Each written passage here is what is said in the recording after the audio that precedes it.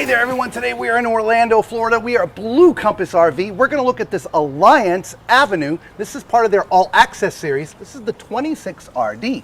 Let's take a look. I just want to give a special thanks to Blue Compass RV, especially Cindy, Terry, Cody, and Scott. Thank you for having us. All right, so you see you have a nice big storage area, all right? So plenty of room for your bins in here. It is a 101-inch wide body on this unit, so you get a little extra living space and a little extra storage. Up front, you have two 30-pound propane tanks, one on this side, one on the other. As you look up, you have an awning that covers about 2/3, maybe 3/4 of the side, covers from the door all the way to your storage. You have upgraded suspension with the CRE 3000. You also have a step above step. As we come around to the back, you are pre-wired for a backup camera. There is a ladder permanently mounted. You do have a utility hitch as well as this nice extra storage compartment here in the back, Lisa. Nice, like it. There is, by the way, a port here for connecting a little shower. I like that. Very nice. Spray nozzle. As we come around to the side, there's nothing here. I just wanted to make sure there wasn't a sewer hose connection there. The sewer hose connection is right up here. As you can see, your power connection is here. Your water connection is in here with your water bay. All right, and your poles are here as well. You have access to utilities and plumbing right back here. You just pull this off and this panel comes out. And again, your other 30-pound propane tank. This is an electric auto level system, 4-point, right? And your controller, as you can see, right here, so you can be right with your truck. All right, let's take a look at the numbers. All right, this has a gross vehicle weight of 9,995 pounds and a cargo carrying capacity of 1,966 pounds. As we move around to the front, your utility bay is here. As you can see, they have a battery plugged in for us, so we at least have some lights. It's all one big unit. If you wanted to put a generator, it would go in here as well as the batteries. And you do have a Curt Rotaflex pin box. Let's go take a look at the inside. So this is a nice compact fifth wheel. Not too big, not too small. As you saw from the weights outside, it doesn't weigh a ton either, so you don't need a big F350 to pull it, okay? As you come in, your whole living, kitchen, dining is right here.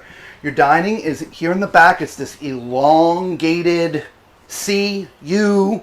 I don't, you know, what you want to call that, a C or U. I don't know, maybe a C. See you real soon. Yeah. Now, this does come off and sit on these rails right here, so this actually could become a bed. Now, there is storage up top, and it is a pass-through all the way.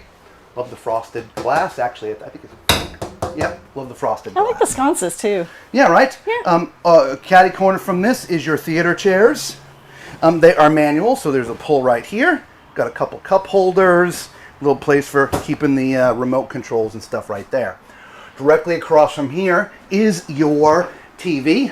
It's up a little bit, but it's not a big deal. And there is storage behind here. Here, let me just undo these. You put these on there for travel, but there's a whole little storage compartment back on both sides of the TV. Ah, very nice. So a little hidden storage. I like that. All right, which is sort of part of the kitchen that gives it some extra countertop space. Yeah, it does. Look at all of this. This is solid surface countertop too, but look at all the prep space that you have here. Yep. Great. So you've got your sound bar too. Don't forget about that. Yep, nice Furion sound bar. Yeah, we've got storage I underneath. put the garbage in there, I think. Yeah, maybe. Yeah. We've got some drawers. We've got... Reinforced.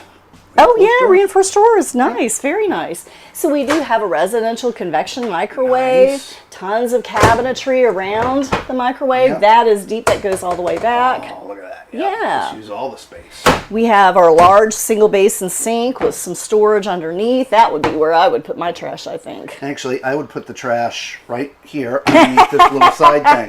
You know, you're right, I would too. Push the block. I just gotta push those up to keep it to stay, but... yeah, You're right, I would too. And don't forget about our 3-burner stove and oven. Nice. Yeah, now the refrigerator's over on this wall, and it is a 12-volt refrigerator freezer. Nice. Right? And we also have a pantry. Okay, the shelves are adjustable in here, guys. Ooh, Yeah. auto light. Okay, not as solid as the other one, but you see they are reinforced. Remember we talked to, God, what was his name? I can't remember. When we were doing the Yes. Florida RV Super Show a few years ago, Yes. we were talking to them about reinforcing their drawers. Yes. I think they listened, guys. I think they did. I love that. All right, coming on up here, and oh, you know what time it is. It's time for Tall Man's Toilet Test.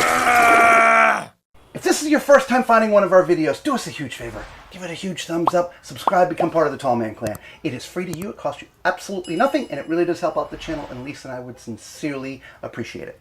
Also, if you didn't know, I'm 6'4", so use my height as reference as you see me walking around the RV, okay? At my height of 6'4", sitting on this porcelain foot flush toilet. Spit it out, Robert.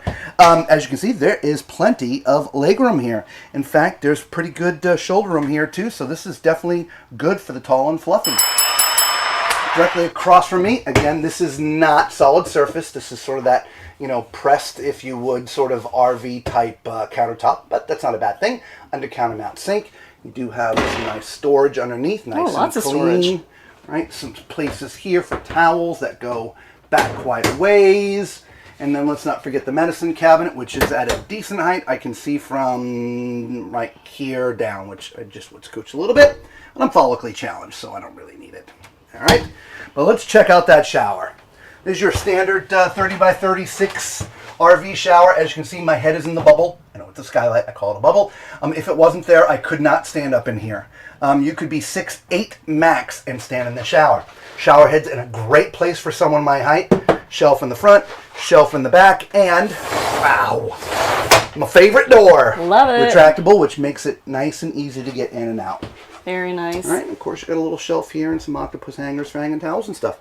Let's get up here and look in the master. We do have this on a battery right now, and so the front lights aren't turned on. We apologize. All right, so as you come in here, this looks like it's a residential queen, Lisa. What do you think? Yeah, I think so. We'll find out. Yeah. Yep, 65. Come on, it's got to be 80. It's got to be. Yes, 60 by 80, residential queen. Very nice. With some storage underneath. Very nice. Big Lots of storage. and it's all finished, right? Yeah. You have sort of a nice, I was going to call it the headboard area, right? You got two nightstands, shelving, and cabinetry all the way around. There's plenty of power. There's also a cable connection right there, which I find interesting. Maybe that's so you can put your Wi-Fi unit or something, right? Oh, yeah, maybe. There's no hanging here. These are just shelves all the way through. Okay, and that passes through. And this side is a little bit smaller, but you still have some space there. You can fold some. That'd be for your shirts. Yep. The reason is hanging is over here. Right? So you can hang all your stuff up there, and you do have 3 drawers down beneath. By the way, yes, you can put a TV in here, and there's, if you will, the cable connections for it here. That's why I'm thinking that might be wired so you can put your router in there. Yeah, that's probably Wi-Fi. what it is. Anyway, again, nice small fifth wheel, not too big, not too small as far as I'm concerned. Looks really nice. I kind of like this. This might not be bad for a beginner. Yeah. Price-wise, you're looking at about $52,995. All right? Let us know what you think in the comments below. And until we see you on the next one, be safe.